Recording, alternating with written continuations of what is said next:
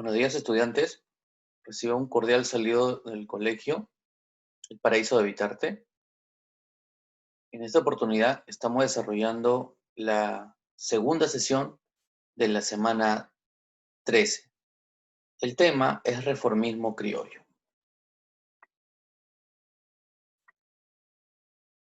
El que les habla es el profesor Flores Zulca José Luis del área de Ciencias Sociales. Esta sesión va dirigida al tercero de secundaria. La competencia: construye interpretaciones históricas. Y a propósito, elabora explicaciones sobre acontecimientos a partir de evidencias diversas.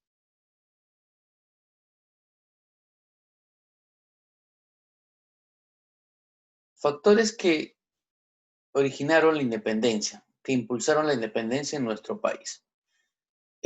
Externos: crisis de la monarquía hispánica. Ya hemos hablado que España estaba atravesando por una crisis, no solamente en un sentido económico, sino sobre todo en un sentido político, ya que había pasado la Guerra de Sucesión Española. De esta forma es que la dinastía de los Borbón, de ascendencia francesa, asumió el poder. Luego, con el transcurso del imperio francés, es que va a ser invadida España, bajo obviamente el mando de Napoleón Bonaparte. El apoyo financiero y político de Gran Bretaña, que buscaba debilitar España. Recordemos que Gran Bretaña, uno de los enemigos más importantes de la monarquía española, comenzó a apoyar económicamente a las sublevaciones que se desarrollaban en América, puesto que el objetivo de los, en este caso británicos, era debilitar justamente a su rival. Y qué mejor manera que ayudar a sus colonias a que éstas lograran su independencia. Influencia del liberalismo político. Esta idea de cambio, esta idea de nacionalismo, esta idea de libertad, de autonomía, obviamente no es la primera vez y no se va a generar específicamente en América, ¿no? Esta idea, estos nuevos cambios, estos nuevos aires de, de sistemas políticos diversos eh, aparecen durante el proceso de la historia, y en este tiempo justamente van a tener eco en la Revolución Francesa, la independencia de los Estados Unidos.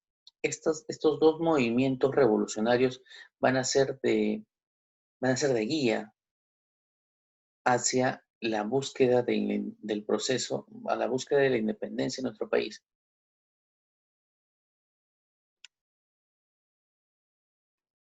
Con respecto a los factores internos de la independencia, tenemos el surgimiento del nacionalismo criollo. Como ya hemos mencionado, recordemos que la idea de nacionalismo es reciente, el término de nacionalismo es reciente aquí, pero el sentimiento de cariño hacia la tierra, el sentimiento de identificarse es milenario, ¿no? A su vez, este despertar del nacionalismo por parte de los criollos, ¿no?, fue muy importante. Siguiente, el estricto monopolio comercial y excesiva carga tributaria. Sabemos que el monopolio comercial que regía en las colonias americanas por parte de España era contundente, sumado a que durante las reformas borbónicas, impuesta, claro está, por un rey de ascendencia francesa, eh, fue de la mano con la excesiva carga tributaria, es decir, los impuestos subieron. Y generalmente los que se dedicaban al comercio marítimo eran criollos. Es por eso que el malestar de los criollos con respecto a la excesiva carga tributaria, sobre todo aplicada al aspecto económico, a las transacciones económicas. Siguiente era contradicciones que existían entre los peninsulares y los criollos. Es otra de los factores internos que va a detonar la idea de independencia, la idea de liberación. ¿Por qué? Porque los peninsulares, los españoles que venían de la metrópoli, al momento de llegar tenían mayores beneficios que los criollos que habían nacido en tierra americana. Entonces, para los criollos se les hacía difícil, se les hacía muy complicado poder competir con los recién llegados, porque estos recién llegados gozaban de mayores privilegios ante la monarquía, ante la corona. La corona prefería a un peninsular que a un criollo y por ende les daba con mayor facilidad los cargos públicos. Mientras tanto, un criollo tenía que ascender, tenía que pasar mucho tiempo y tenía que estar muy bien ayudado, tenía que estar muy bien apoyado para que ellos pudieran ascender. Recordemos ya que con el transcurrir del tiempo, también los cargos públicos fueron vendidos por la monarquía española.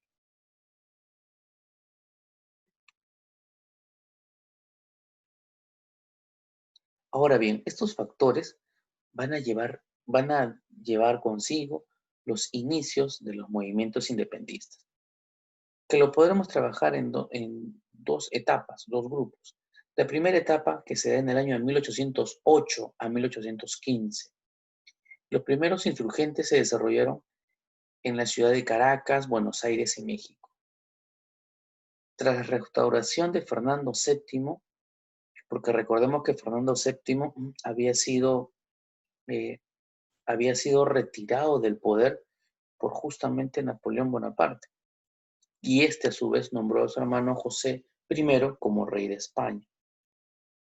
Cuando Fernando VII fue restituido al poder, una de las medidas que este rey eh, desarrolló fue justamente el reforzar el control de las colonias, porque durante este proceso, pues, es que las colonias, me refiero a América, ya se está gestando la idea si bien es cierto la idea de apoyo hacia el rey, pero esta idea de apoyo también va de la mano con cambio, con reformas. Entonces, cuando el rey Fernando regresa al poder, una de las medidas que va a plantear es justamente el retomar el control sobre sus colonias en América. Es por eso que va a enviar parte de su ejército en ese caso sus colonias que vienen a ser América. A su vez, dentro de lo que es el general Osorio, expulsa a los patriotas de Chile. Justamente uno de los generales que conformaban parte del ejército español va a dirigirse a Chile y va a poder expulsar a los patriotas. ¿Quiénes eran los patriotas? Eran justamente los soldados que buscaban la independencia de América. En México fue derrotada la sublevación contra los españoles. Buenos Aires, Montevideo y Asunción mantuvieron su independencia. Siguiente, la segunda etapa que constaría desde el año de 1816 a 1824. Se inició tras la declaración de la independencia de las Provincias Unidas del Río de la Plata. A ver, ¿cuáles son estas Provincias Unidas del Río de la Plata? Hoy vendría a ser Argentina, Uruguay, Paraguay, parte de Bolivia y parte de Brasil.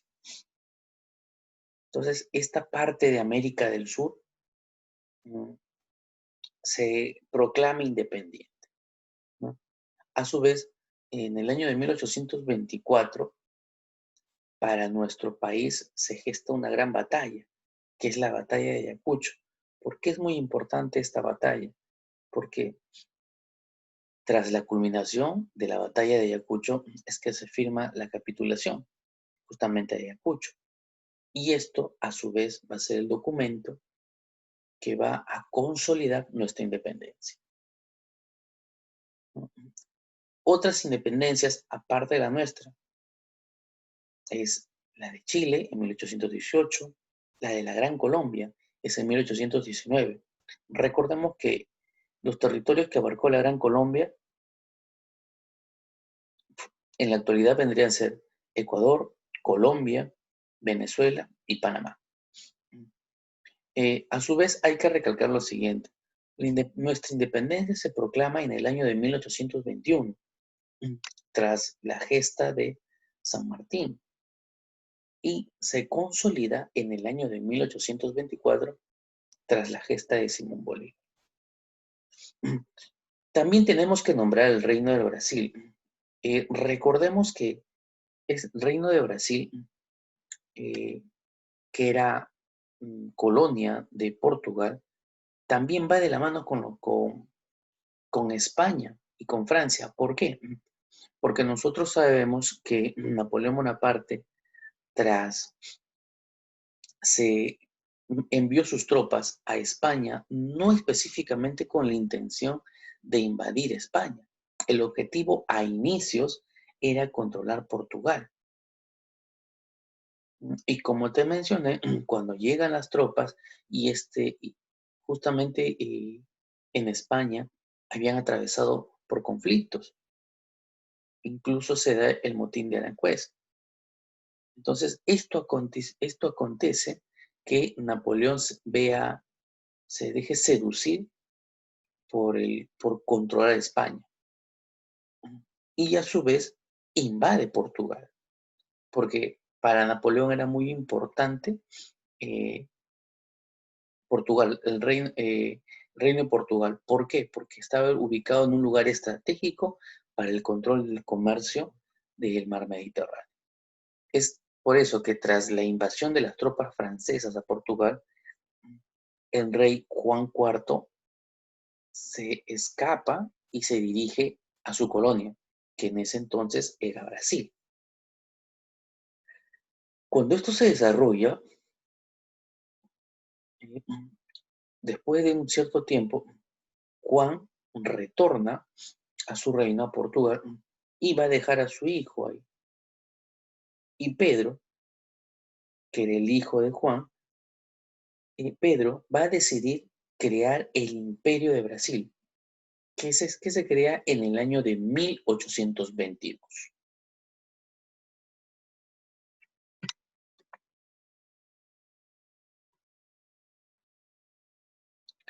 Reformismo criollo. Tenemos en cuenta que esta clase de reformismo criollo, lo que los criollos buscan aquí es establecer un nuevo sistema político y social. Ellos plantean una nueva forma de gobierno y por ende esta nueva forma de gobierno que los incluye a ellos. Y cuando ellos van a ser incluidos, por ende es que ellos van a ascender socialmente. Pero esta nueva forma de gobierno necesita, pues, para que vea la luz, necesita que la actual forma de gobierno de ese entonces desarrolle cambios. Eso es lo que quieren los reformistas criollos. Quieren un cambio que los tenga a ellos, que los considere, para que ellos de esa manera puedan ascender económicamente y por ende socialmente. A su vez, tenemos dos puntos. La primera es conciencia de singularidad y la siguiente, crítica al mal gobierno colonial. Estos son los dos principios por el cual los criollos atravesaban. La primera, que tiene que ver con la conciencia de su singularidad, te dice, debido a la diferencia entre ellos y los peninsulares, es que los criollos fueron desarrollando cierta distancia mucho más pronunciada de lo que antes se veía con respecto a España. Que si bien es cierto, pues que obviamente los criollos eran de padres españoles, pero ellos también habían nacido aquí en América. Es por eso que debido al alejamiento, a la distancia que tenía España con respecto a ellos, como que los criollos fueron separándose un poco más y aceptando, y aceptando la realidad de ellos. En este caso era que ellos eran americanos y por ende fueron desarrollando un nacionalismo hacia América. Y esto se pronunciaba más al ver que cuando llegaba un peninsular, un español tenía mucho más privilegio que un criollo que había nacido en América. El siguiente punto es la crítica al mal gobierno colonial, que fue uno de los detonantes también del por qué los criollos planteaban una reforma. Te dice, reaccionaron contra los abusos, lentitud de la administración colonial, implantada principalmente por las reformas borbónicas. ¿Cómo es esto? Es que también los criollos estaban en contra de los abusos que se cometían en América, porque ellos eran americanos, entonces tenían que defenderlo. Y estos maltratos y una mala administración colonial eh, asumió esta postura de los criollos. Esta administración deficiente, podríamos denominarlo, tuvo su auge, tuvo su punto máximo tras la implantación de las reformas borbónicas, ¿no? Pero el descontento en los criollos en sí no estaba específicamente dirigido al rey, porque los criollos todavía reconocían al rey, y, ¿no? Que ellos deseaban a inicios que se realice una reforma, pero no tan radical. Ya con el transcurrir del tiempo esta idea va a cambiar de destino, ¿no? Pero sus quejas en sí de los criollos estaban sustentadas en los funcionarios. ¿Quiénes eran los funcionarios? Eran aquellas personas que trabajaban para el rey, como por ejemplo el rey. Los criollos en sí expresaban su malestar contra los funcionarios, por ejemplo el virrey, que desarrollaba una mala administración dentro de la colonia, en este caso dentro de América. Esos dos factores originaron que los criollos buscaran un cambio, que quisieran plantear reformas sobre América.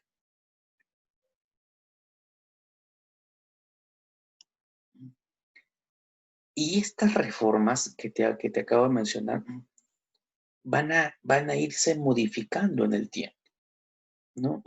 Porque ahora vamos a tocar justo el tema de precursores de la emancipación. Profesor, ¿quiénes eran los precursores de la emancipación? Pues eran nada menos que los propios criollos. Ellos eran los precursores. Los precursores de la emancipación son hombres que realizan una labor ideológica trazando el rumbo de la independencia. Eh, ¿a qué se refiere esto? Es que estos criollos que sentían estos malestares que te acabo de mencionar, planteaban unos cambios, planteaban reformas. Y una de estas reformas era justamente que se desarrollara la independencia en América. Obviamente no todos querían eso, porque habían dos grupos marcados dentro de los precursores, dentro de los criollos. Había un grupo que eran los reformistas.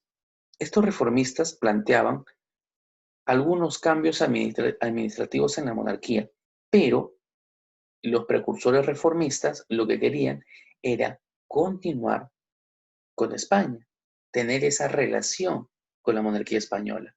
Claro está, teniendo en consideración que la monarquía mejorara la administración, porque ellos sentían que no lo estaba haciendo y que estaban siendo dejados y olvidados por la monarquía española.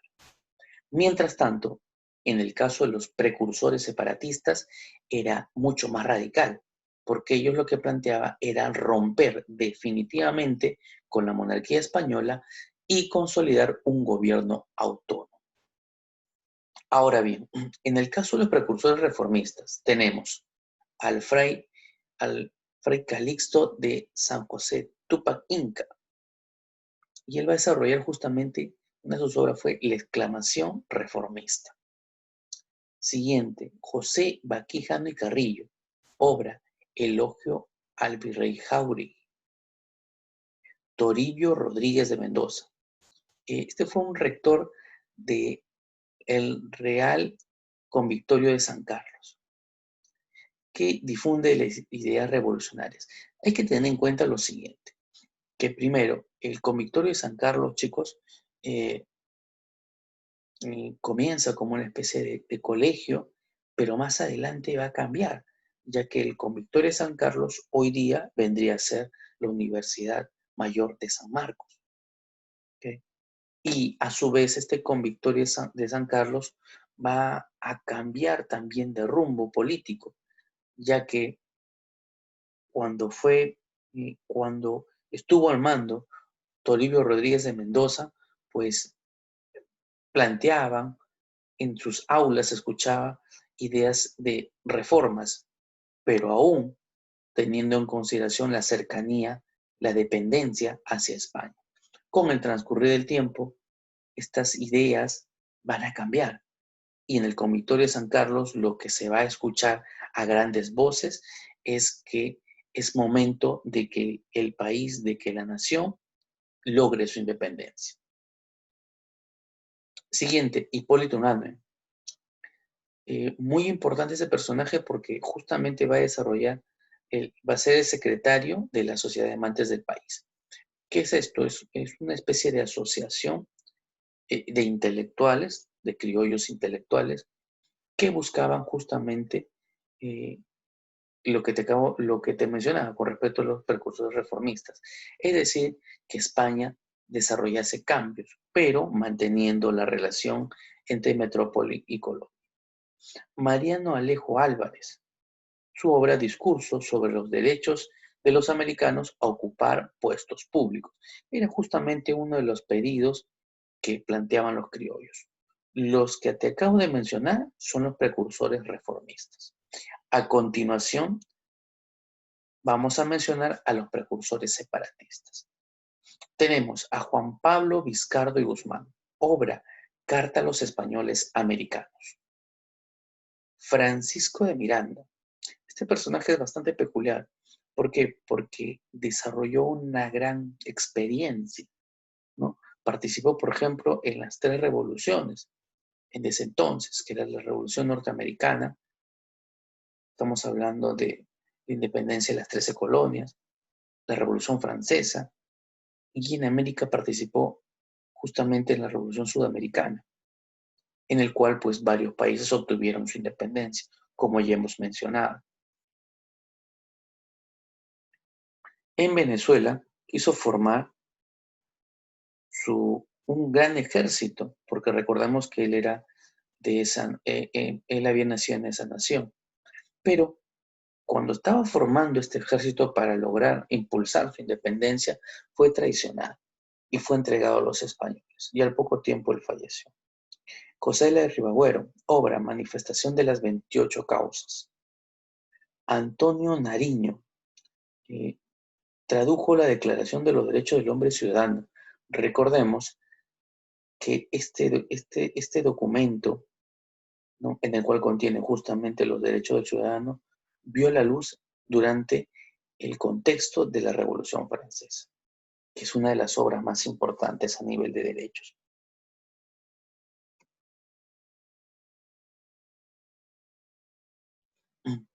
Con este pequeño cuadrito vamos a consolidar la información. Hemos dicho que los reformistas lo que plantean es justamente un cambio, que España los tenga en cuenta, pero no plantean distanciamiento.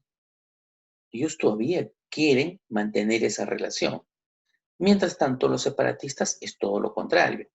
Los separatistas quieren alejarse de España para que justamente América, los pueblos americanos, puedan lograr su propia independencia, su propia autonomía política y por ende económica, ¿no?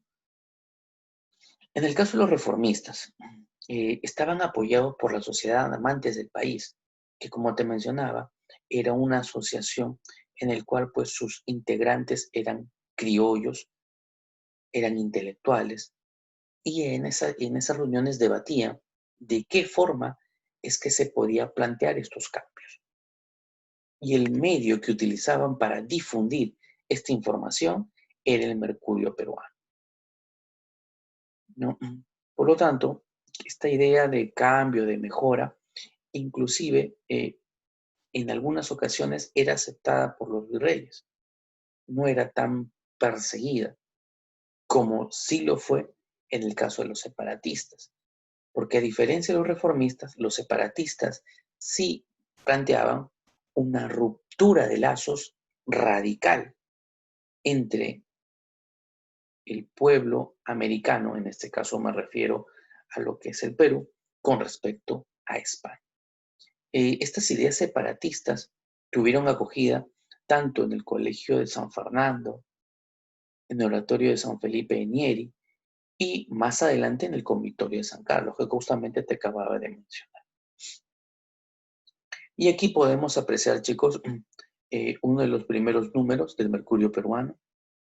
Y aquí al costado podemos observar el frontis del Convictorio de San Carlos, que en realidad vendría a ser el segundo lugar, el segundo espacio, ¿no?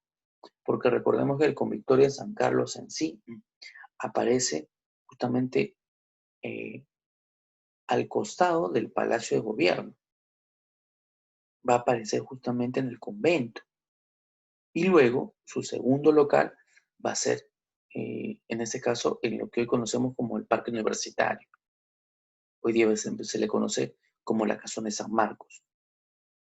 ¿Sí? Es aquí donde donde se desarrollan, se impulsan más las artes y demás por el local más amplio.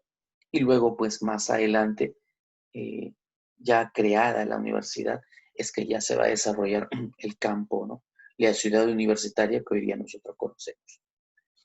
Ok, chicos, eh, espero que les haya gustado la clase. Hemos hablado un poquito acerca de las ideas reformistas, acerca de los precursores y sobre todo acerca del inicio intelectual y la búsqueda de la emancipación, del proceso emancipador dentro de América. Gracias, chicos. Será hasta la siguiente clase.